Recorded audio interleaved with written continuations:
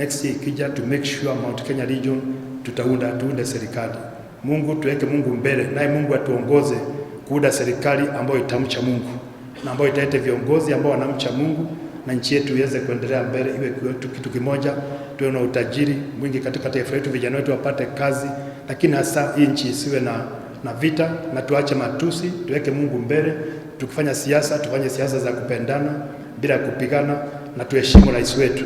Na pia hata kusikiza rais ni kitu cha maana sana. Ningependa kuuliza wananchi wa Nyeri, tukirioro uguo tuthikiririe mugambo wa Ngai uria Ngai arenda gutwira, tondu tutie twakorwo twi handu ta haria turi umuthi, tukoragwo hindi ciothe tuorotete, na riu tutiorotete. Kenya kutakuwa na uchaguzi mwaka ujao.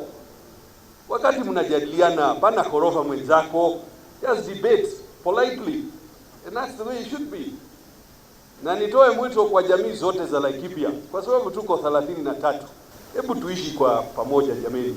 Yako tukirio ugo leo leki tukena kura na tutile vigogi tuna maukenya milioni nyanya sio leo ugo tukile tio ugo acha kura hapana leki tule kuo onakani mwagiwa ilia kanu ulioke tutie wikaikio kakona inyo